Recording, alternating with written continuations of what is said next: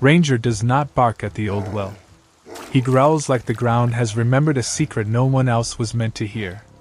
The sound rolls low through the rain, deep in the German shepherd's chest, steady and wrong, and Sheriff Caleb Whitaker feels it travel up the leather leash into his hand.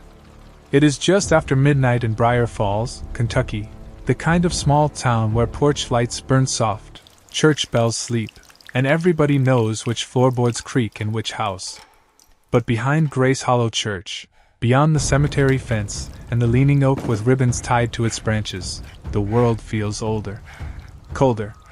The rain falls in thin silver lines across the field, turning the red clay to mud and filling the air with the smell of wet grass, rust, and rotting wood. Caleb lifts his flashlight toward the well. The beam shakes once across the cracked stone circle, the sagging wooden cover, the black gap where two boards have warped apart. Nothing moves. No animal eyes shine back. No sound rises from below except the faint drip of water striking water, somewhere far down in the dark. Still, Ranger refuses to move. The 6-year-old K9 stands stiff beside him, sable coat soaked flat against lean muscle, ears forward, amber eyes locked on that narrow opening as if something beneath the boards has called his name. Caleb has seen Ranger alert on missing children, storm-damaged homes, flooded creeks, and collapsed barns. The dog is disciplined. Careful. He does not waste fear. That is what troubles Caleb most. "Easy, boy," he murmurs, though his own voice does not sound easy. He gives the leash a gentle pull. Ranger plants his paws harder in the mud. His growl deepens. 10 feet behind them, Deputy Warren Pike exhales through his nose, impatient under the brim of his rain-dark hat. "Sheriff, it's an old well. Probably a raccoon got under there, maybe a possum. We can board it up in the morning." Caleb does not answer. He is 43, broad-shouldered, white-skinned, with rain gathering along the lines around his eyes and a Marine's habit of listening before speaking. Years ago, in another place, he learned that the smallest wrong sound could matter. A loose wire. A quiet footstep. A dog going still. Tonight, Ranger is not just still. He is warning him. The old well sits behind the church like a forgotten mouth, sealed 20 years ago after the town said it was unsafe. Kids used to dare each other to touch the stones. Old men used to claim it was bottomless. Caleb never believed in stories like that. He believes in tracks, weather, witness statements, and what a good dog notices when people stop paying attention. Then Ranger jerks forward so suddenly the leash slips halfway through Caleb's gloved hand. The dog lunges to the edge of the well, not wild, not confused, but certain. He lowers his nose to the gap between the boards and lets out one sharp, broken whine. Not anger. Not fear. Pleading. Caleb's chest tightens. Warren steps closer. "Caleb, don't." The way he says it is too fast. Too sharp. Caleb turns his flashlight from the well to his deputy's face. For one quiet second, the rain seems to stop falling. Ranger stops growling at the darkness below, and slowly turns his head toward Warren. His lips do not curl. He does not bark. He only stares. And in that silence, Caleb understands something he cannot yet prove. The dog has not found an animal. He has found a lie. 16 hours earlier, Briar Falls had woken to the kind of trouble small towns feel before they understand. The bell above Grace Hollow Church had rung once in the gray morning, not for worship, not for a wedding, not for a funeral, but because Reverend Paul Mercer had found the donation safe open inside the fellowship hall. The money was gone. $12,460, gathered over 6 months in coffee cans, bake sales, yard sales, and folded envelopes from people who did not have much to give. It was meant to repair the church roof before winter. By noon, the whole town knew. By 2 o'clock, they had chosen a name to whisper. Eli Turner. Caleb had found him sitting alone on the church steps, a thin man of 68 with a faded denim jacket, work boots caked in clay, and hands that shook not from guilt, but from age and too many cold mornings. Eli had spent the week fixing the old drainage line behind the church, near the cemetery fence, not far from the sealed well. He had been the last person seen near the fellowship hall the night before. That was enough for some people. In towns like Briar Falls, suspicion did not need legs. It only needed a mouth. Mrs. Hanley from the bakery said she had seen Eli carrying a canvas tool bag. Dale Porter from the feed store said Eli owed money. Someone else remembered that Eli had once slept in his truck after a furnace broke in January.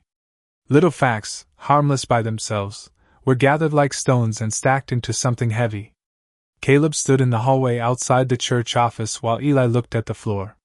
Ranger sat beside Caleb, rain from an earlier patrol still drying in the thick fur around his neck. The German shepherd watched every person in the room, but he never once turned toward Eli with concern. That mattered. Ranger always knew when shame smelled like fear. He also knew when fear belonged to someone who had done nothing but stand too close to another man's shadow. Reverend Mercer had spoken softly, pain caught in every word. Eli, if you took it, we can make this right. The old man lifted his face then. His eyes were pale blue, tired, and wounded in a way that made the room feel smaller. I fixed that well line, he said. I replaced the boards by the storage shed. I swept your hall because nobody else had time.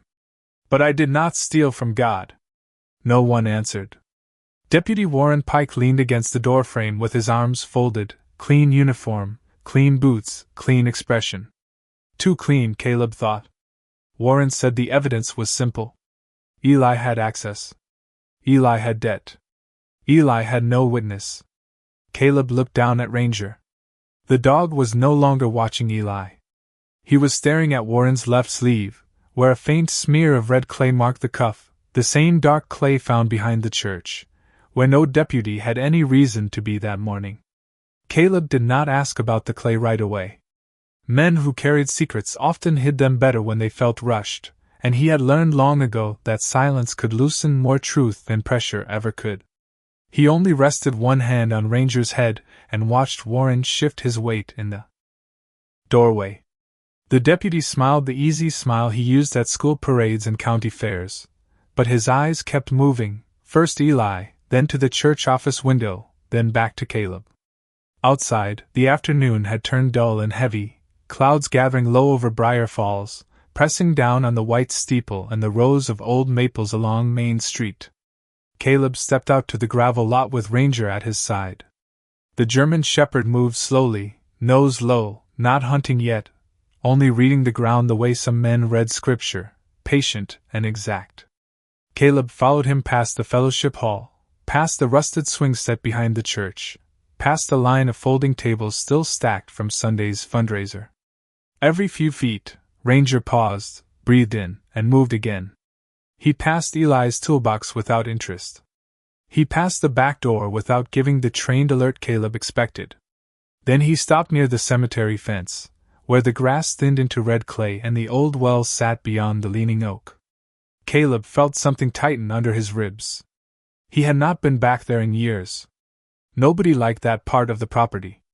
It felt forgotten, the kind of place children avoided without knowing why. Ranger stood before the fence and looked back at him once, not asking permission, only making sure Caleb was still listening. That look pulled Caleb somewhere far from Kentucky, to a dry road outside a village he still saw in dreams, where another dog had gone still beside him seconds before danger showed itself. Caleb had been younger then, wearing a Marine uniform and carrying the kind of confidence life had not yet disciplined out of him. A quiet warning had saved his team that day. Another warning, ignored on a later mission, had not. That was the memory that lived under Caleb's calm. Not the sound. Not the dust. The waiting. The terrible knowledge that a soul could be spared if someone listened soon enough. Ranger whined softly. Caleb opened the cemetery gate. Its hinges complained in the damp air. Behind him, Warren called from the church steps. Sheriff, where are you going? Caleb did not turn. Following the dog. Ranger moved through wet grass toward the well, steady as a promise. At the edge, he lowered his nose to the mud, then lifted it toward the wooden cover. No bark. No excitement. Only that deep, careful growl. Caleb crouched and touched the ground. The clay was disturbed, smoothed over in places by rain, but not enough. A thin groove ran from the well toward the church storage shed, as if something heavy had been dragged there recently, and covered in haste. Caleb looked back at Warren then. The deputy had followed only as far as the gate. His face had lost its friendly shape. And Ranger, still facing the well, began to tremble with purpose. Caleb kept his hand on Ranger's collar and studied the groove in the clay until the rain began to stipple it away. It was narrow, uneven, and fresh enough that the edges had not softened completely. Not a shovel mark. Not a tire track. Something had been pulled from the storage shed toward the well, or from the well toward the shed, and whoever had done it had counted on whether to finish the cover-up. Warren came through the cemetery gate at last, slower now, his boots sinking slightly with every step. "That ground has been torn up all week," he said. "Eli has been digging back here. You know that." Caleb looked at him, then at the spotless shine still showing on the upper leather of Warren's boots, where the rain had not reached. "Then why is there clay on your cuff?" Warren blinked once. A small thing. Almost nothing. But Ranger saw it. The German shepherd turned from the well and moved 2 steps toward him, shoulders low, eyes bright beneath the wet fur above his brow. Warren lifted both hands in a harmless gesture and forced a short laugh. "Come on, Caleb. I have been all over this property today."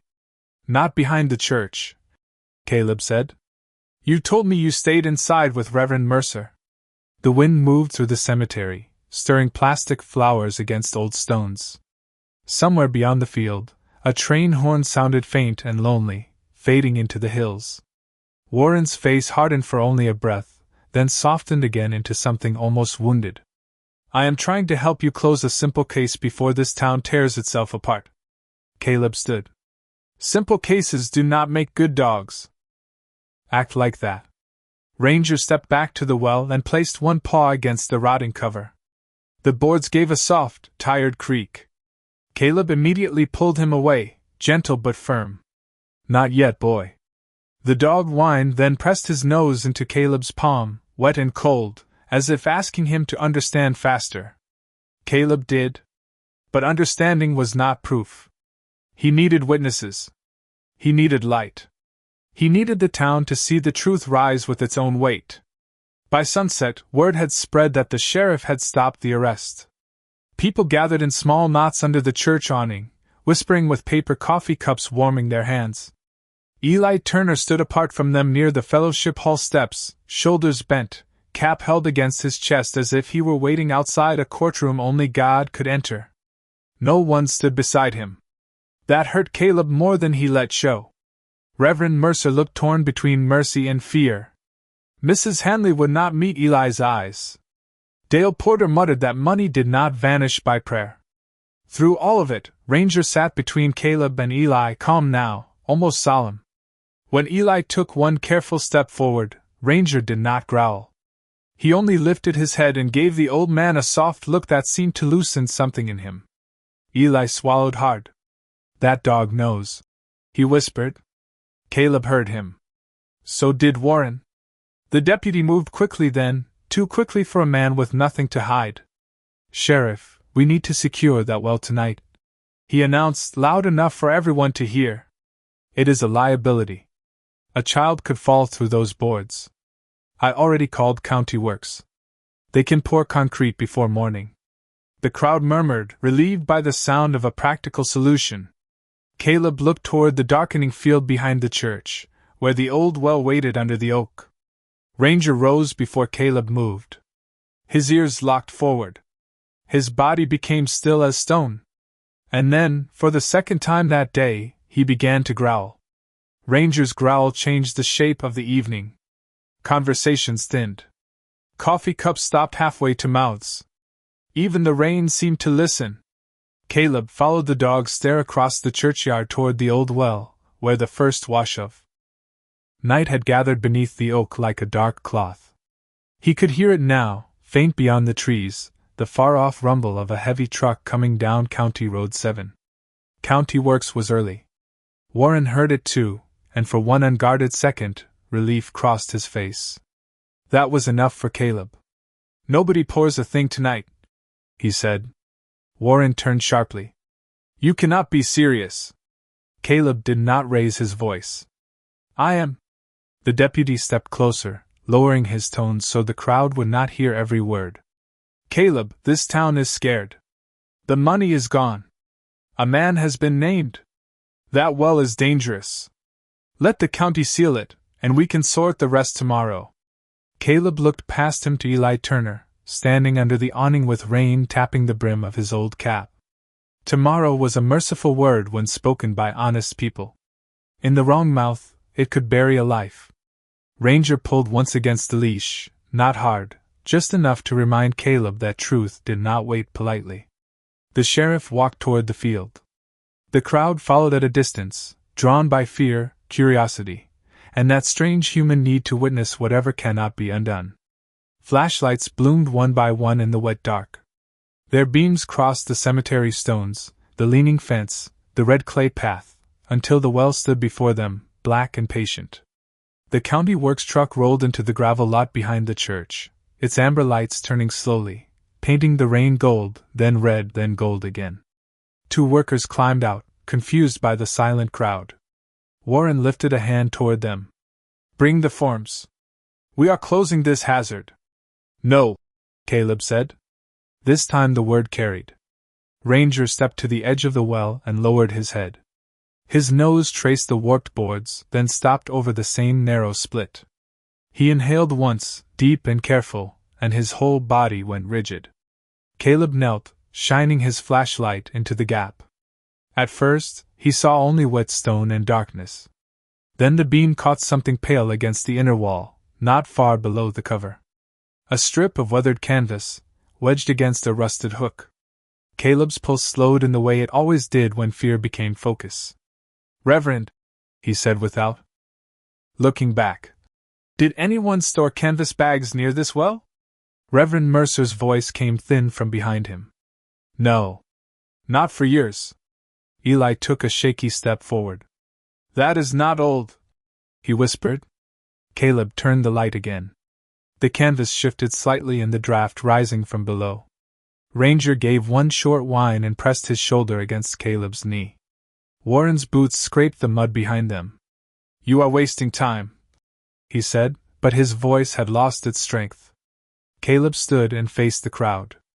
I need a ladder, a safety rope, and 2 witnesses. Nobody touches that truck. For a moment, no one moved. Then Eli Turner, the man they had all been ready to condemn, lifted his trembling hand. I know how to climb that well, he said. Caleb looked at his thin frame, the rain on his white hair, the hurt still sitting in his eyes. You are not going down there. Eli nodded toward Ranger. Then let me hold his leash. If he found the truth, I would like to stand with him when it comes out. Caleb handed him the leash. Ranger did not resist. He moved beside the old man and sat close, warm against his leg. Under the amber lights, with the town watching, Caleb fastened the rope around his waist and stepped onto the ladder. As he lowered himself into the dark, the air changed. It smelled of cold stone, old water, and something metal waiting below. The ladder groaned under Caleb's weight as he descended into the well, one careful boot at a time. Above him, the ring of faces grew smaller, lit by flashlights and the slow-turning amber lights from the county truck. Rain struck the wooden cover and ran down the stone walls in thin trembling lines, cold against his neck, cold against his hands. The air below was different, older, sealed away from sermons and Sunday hymns. It smelled of mud, iron, and water that had not seen sunlight in years. Caleb kept one hand on the ladder and the other on his flashlight, moving the beams slowly over the stones. 10 feet down, he saw the canvas strip again, caught on a rusted hook in the wall. It was torn at the edge, dark with water, but not rotted through. New enough to matter. I see something, he called up. His voice returned to him in a hollow echo. Above, Ranger whined once, sharp and anxious. Eli held the leash with both hands, his thin fingers wrapped around the leather like it was the last honest thing left in the world. Caleb lowered himself another 3 rungs. The well widened slightly near the bottom, where old bricks gave way to a shallow pool maybe 2 feet deep. His boot entered the water with a quiet splash. The cold climbed through the leather at once. He steadied himself, swept the light across the surface, and saw it half buried beneath silt near the wall. Not a body. Not a dead animal. A metal box. Rectangular. Olive green. Military style. Caleb's breath caught, not from fear, but recognition. He had seen boxes like that in supply rooms, in field trucks, in places where men labeled ordinary things because chaos made memory unreliable. This one had been wrapped in canvas and weighed down with 2 flat stones. Someone had wanted it hidden, not lost. Caleb crouched carefully and pushed the stones aside. The box resisted at first, suctioned by mud, then broke free with a soft, ugly sound. "Sheriff?" Reverend Mercer called. Caleb did not answer until he had wiped the lid with his glove. A faded white marking showed through the grime. Not a military serial number. A name, written in black marker, almost washed away. Pike. The well went silent above him. Even the crowd seemed to stop breathing. Caleb placed the box against the ladder and worked the latch. It opened with a stiff metallic snap. Inside, wrapped in plastic grocery bags, were stacks of damp cash, church envelopes, a ledger book swollen at the edges, and a deputy badge with a cracked pin. At the bottom lay an old photograph, protected in a sandwich bag. Caleb lifted it into the light. Warren Pike stood beside the same well, younger by 20 years, one hand resting on the stone rim, the other holding a canvas bag. Beside him stood another man in a county jacket Caleb did not recognize, his face turned away from the camera. On the back of the photograph, written in a careful hand, were 3 words and a date. "Ask Eli Turner." Caleb felt the past shift around him. This was not only about the church money. This was older, deeper, a lie with roots. He looked up toward the circle of light. "Eli," he called, voice steady but heavy. "Did you write something on a photograph years ago?" The old man above made a sound like the air had left him. "I tried to tell them," Eli whispered. "Nobody listened." Caleb closed the box and tied the rope around its handle. "Then tonight," he said, "they will." The metal box rose from the well slowly, turning in the rain as the rope creaked against the stone rim. Every face in the churchyard followed it upward as if the town itself had been holding its breath for 20 years. Caleb climbed out after it, soaked to the skin, mud on his sleeves, his flashlight still burning in one hand. Ranger stood the moment Caleb's boots touched the ground. The German shepherd did not jump or bark. He walked straight to the box, sniffed the lid once, then turned toward Warren Pike with a stillness that made the crowd step back without being told. Warren's face had gone pale beneath the brim of his hat. "That is not mine," he said. No one had accused him yet. Caleb noticed that. So did Reverend Mercer. So did Eli Turner, whose grip on the leash had tightened until his knuckles looked white in the amber light. Caleb set the box on a folding table someone had carried from the fellowship hall. He opened it where everyone could see. The wet stacks of money. The church envelopes. The swollen ledger. The cracked deputy badge. The photograph. Nothing dramatic happened at first. No shouting. No rush of justice. Only rain. Only the soft hum of the county truck. Only the weight of people realizing that a poor old man had stood alone under their suspicion while the truth sat beneath their own churchyard. Caleb lifted the photograph by its plastic sleeve. "Eli," he said gently, "tell them what this is." Eli looked smaller than before, but when he stepped into the light, his voice did not shake as much as his hands.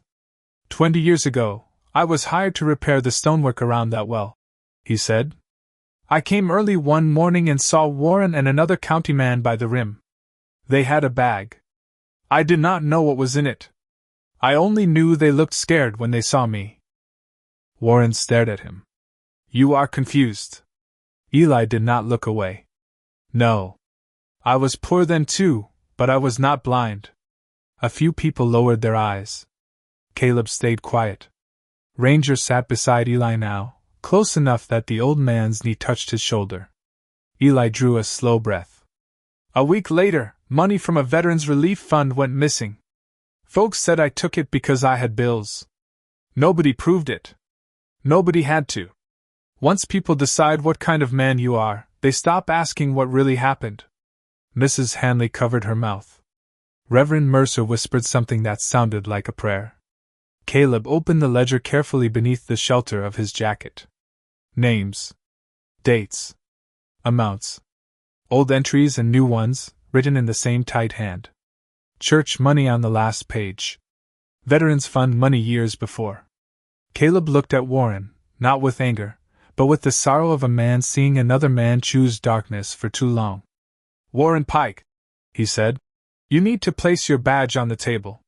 Warren's eyes moved toward the road, toward the truck, toward the dark beyond the cemetery, but Ranger rose before Warren took a single step. No threat. No noise. Just presence. The kind that says the running is over. Warren slowly removed his badge and laid it beside the broken one from the box. The sound was small. Metal touching metal. But to Eli Turner, it sounded like 20 years of silence finally cracking open. For a long moment, nobody moved. The rain kept falling on the church roof, soft and steady now, no longer sharp with storm, and the sound seemed to wash over every face in the yard.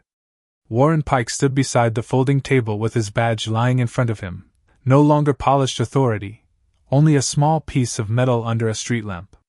Caleb asked one of the county workers to call the state police, then stepped back, giving the moment room to breathe.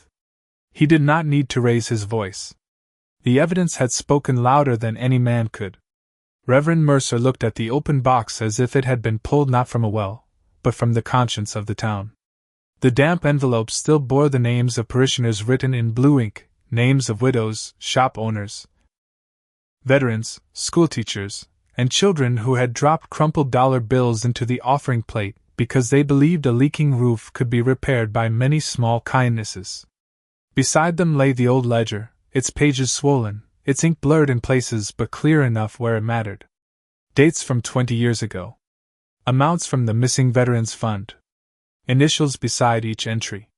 Then, on the final page, a neat record of the church donations taken only the night before. Caleb photographed each item with his department phone, careful and methodical, but his eyes kept returning to Eli. The old man was standing beside Ranger, one hand resting on the German shepherd's wet back, his fingers buried in the sable fur, as if he needed something living to keep him upright. No one had apologized yet. Maybe shame had to thaw before words could move. Mrs. Hanley was the first. She stepped out from under the awning, her bakery apron still dusted faintly with flour beneath her coat. She stopped 3 feet from Eli and looked down at the mud between them. I repeated things I should not have repeated, she said. Her voice was small. I am sorry, Eli. Eli did not answer right away. He only looked at her with tired blue eyes, not cruel, not pleased, only deeply worn.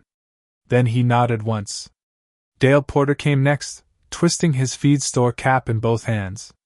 Reverend Mercer followed, and that apology hurt the most because it came from a man who preached mercy every Sunday and had nearly forgotten how to practice it on a weekday. Eli accepted each word without triumph. He had waited too long for truth to waste it on bitterness.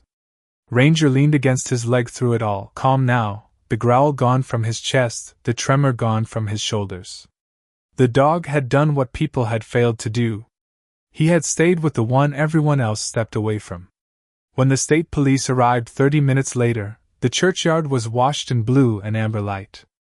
Warren did not argue much. He looked older under the flashing lights, smaller than the uniform he had worn for so many years. Caleb read him his rights in a steady voice, not with anger, but with the solemn care of a man who still believed justice had to remain clean even when people did not. Warren lowered his head. I told myself I would put it back, he murmured barely loud enough for Caleb to hear. The first time. Then after that, it was easier to let someone else carry the shame. Caleb looked toward Eli. He carried it for 20 years. Warren had no answer. The box was sealed into evidence. The county truck was sent away. The well was roped off, not buried, its stones glistening under the rain as if the earth itself had given up what it could no longer hold. Near 2 o'clock in the morning, the crowd finally began to thin. Porch lights across Briar Falls flickered back on as people returned to their homes, changed in ways they did not yet understand. Caleb found Eli sitting on the church steps with Ranger beside him. The old man's shoulders were wet, but he did not seem cold anymore. "I thought I would die with people thinking I stole that money," Eli said. Caleb sat one step below him, his hat resting in his hands. "I should have looked harder." Eli shook his head. "You listened when it mattered." Ranger placed his chin on Eli's knee, and the old man let out a broken laugh that sounded almost like the beginning of peace. Caleb watched them in the pale churchlight, the poor man and the faithful dog, both soaked, both quiet, both somehow dignified. In the Marines, Caleb had learned that rescue did not always come with sirens.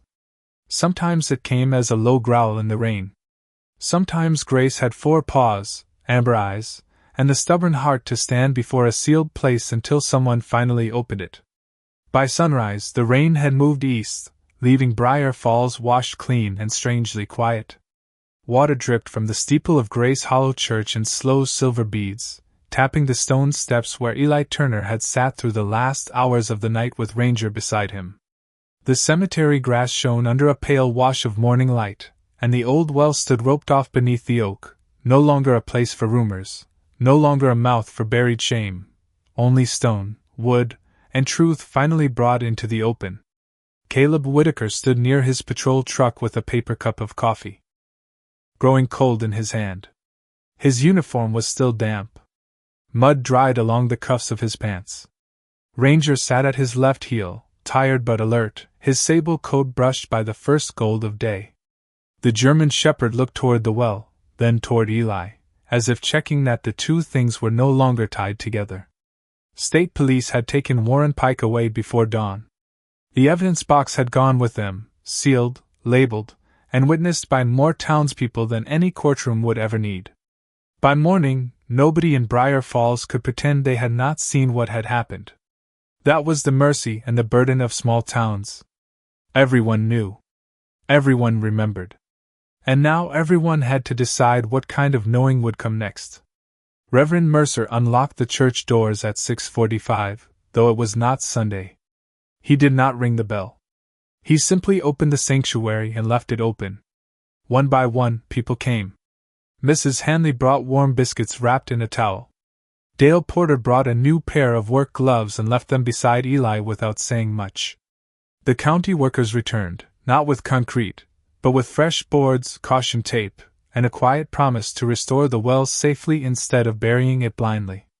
Children on their way to school slowed near the fence, staring at Ranger with the wide-eyed respect usually reserved for firefighters and ballplayers. Ranger accepted none of it like a hero. He only leaned into Caleb's leg and watched the old man on the steps. Eli had not gone home. Maybe he was afraid that if he left, the truth would vanish again. Maybe he needed to see daylight touch the place where the lie had slept. Caleb walked over and sat beside him. For a while either man spoke. Morning birds began to call from the maples. A delivery truck passed on Main Street. Somewhere, someone started a lawn mower too early, then shut it off again as if remembering the town was still holding its breath. Eli rubbed his thumb over Ranger's ear. The dog closed his eyes for a second, soft and trusting. "When people stopped looking at me," Eli said, "I started feeling like I had disappeared." Caleb listened. "That is what shame does when it does not belong to you. It still tries to make a home." Eli gave a small nod. His face looked older in the daylight, but not as broken. "Your dog saw me." Caleb looked down at Ranger. He saw what we missed. Reverend Mercer came out carrying the old collection plate, empty now, polished clean. He stood in front of Eli and swallowed hard. "The roof fund will be restored," he said. "Every dollar. And the Veterans Fund from years ago, we will help the state trace it properly. But before any of that, this church owes you more than money." Eli looked at the plate, then at the Reverend. I do not need a speech. Then you will not get one, Mercer said softly. He held out his hand. Eli stared at it for a long moment before taking it. The gesture was simple. No thunder. No music. Just one hand reaching across the space where Judgment had stood.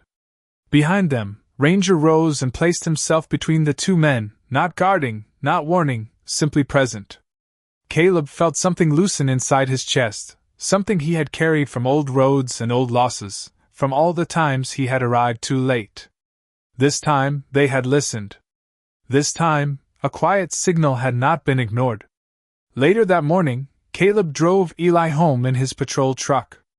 Ranger rode in the back seat with his head between the front seats, watching Eli as if the old man were a mission not yet complete. Eli's house sat at the edge of town, small and weathered, with a sagging porch and a yard full of tools arranged more carefully than the house itself. Before stepping out, Eli rested one hand on the dashboard. Sheriff, he said, I do not know how to thank a dog. Caleb smiled faintly. You do not have to. Just let him know he was right. Eli opened the back door. Ranger stepped down and stood before him. The old man bent slowly, his knees stiff, and pressed both hands to the shepherd's face. You were right, he whispered. Ranger answered by resting his forehead against Eli's chest. Caleb looked away, giving the moment its privacy. Above the rooftops of Briar Falls, the clouds finally broke, and sunlight moved across the wet streets, over the church steeple, over the cemetery fence, over the old well that would never again be filled in. Darkness. Some stories do not end with applause. They end with a man getting his name back. They end with a town learning to lower its voice before it raises a stone. They end with a faithful dog lying at the feet of someone the world almost forgot, breathing softly in the morning light, as if grace had been there all along, waiting for one good soul to listen.